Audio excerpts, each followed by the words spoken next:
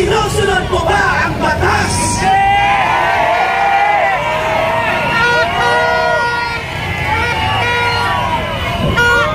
Ang sabi ni Martin, ang sabi ng ating gobyerno ay irespeto natin ang batas. Pero ano ang ginagawa ni Tore? Nilalabag ang batas when they ought to be the defender and protector of every single Filipino. So ano na lang gagawin natin? Are we going to roll over and play dead? Hindi tayo papayag. Kaya ang panawagan natin ay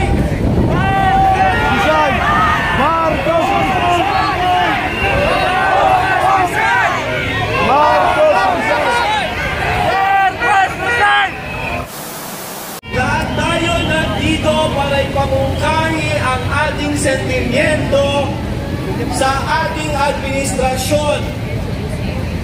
Tayo natitipon dahil nakikita natin ang isang rehimen na walang ginagawa kundi ipabatid sa ating Pilipino at mga Pilipino sa buong Pilipinas na ang kanilang polisiya ay ang politics of revenge.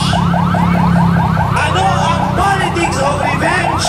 Ang politiko na manggipit, ang politiko na manggulgol, ang politiko na manloko, ang politiko na magnakaw, ang politiko na magsinungaling, ang politiko na hindi depensahan ang mga karapatan ng bawat Pilipino, maging KOJC ka man o INC o Muslim, lahat ng ating karapatan ay nababiolate.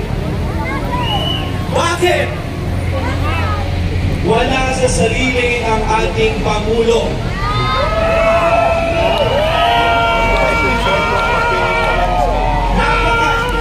Napakasimple lang po. Nag-issue ng warrant of arrest para kay Pastor Tibuloy. Ang warrant of arrest ay na-execute na noong nakaraang linggo o mga 2 linggo. Yesterday or the other day, bago nangyari ang lahat, nasa loob po kami ng KOJC. Ang lugar ng KOJC ay lugar ng kapayapaan at pagmamahalan. Pero ano ang ginawa nila? Nag-issue ng warrant or in-execute ang warrant, correct me if I'm wrong, attorney, but the same document ang ginamit, ayaw pang ipakita. Ngayon, ano ang sabi ng CHR? Ano ang sabi ng DSWD? Ano ang sabi just this morning ng Presidente? We should adhere to public order. We should adhere and follow the rule of law. Ang tanong ko sa iyo, Bongbong Marcos, sinusunod mo ba ang batas?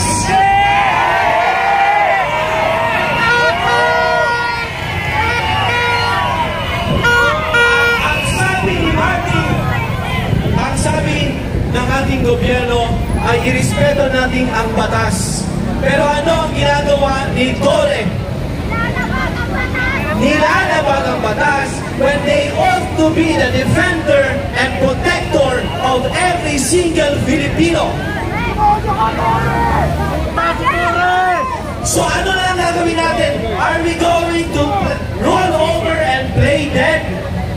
Hindi tayo papayag. Kaya ang panawagan natin ay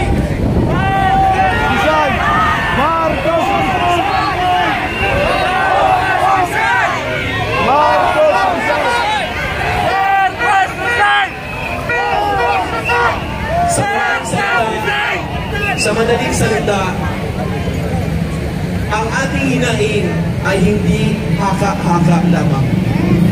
Ang Pilipino ay nagugutom. Walang magandang transportasyon. korupsyon sa gobyerno at nabalitaan niyo na ba na sa Martes gugulgulin ang pondo ng Vice President at hindi bibigyan ng pondo ng Kongreso si Vice President Inday Sara. Pero punong-puno ang kanilang mga bulsa. So again, ang panawagan ng buong Pilipino ay Bongbong! Bongbong! Bongbong! Salamat po.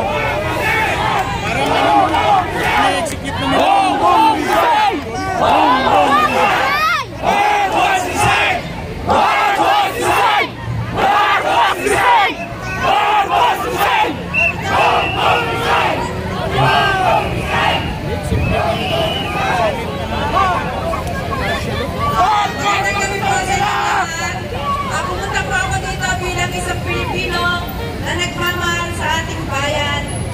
Dapat po tayong lahat ng ating mga kababayan all over the world, sana po maliwanagan na inyong kaisipan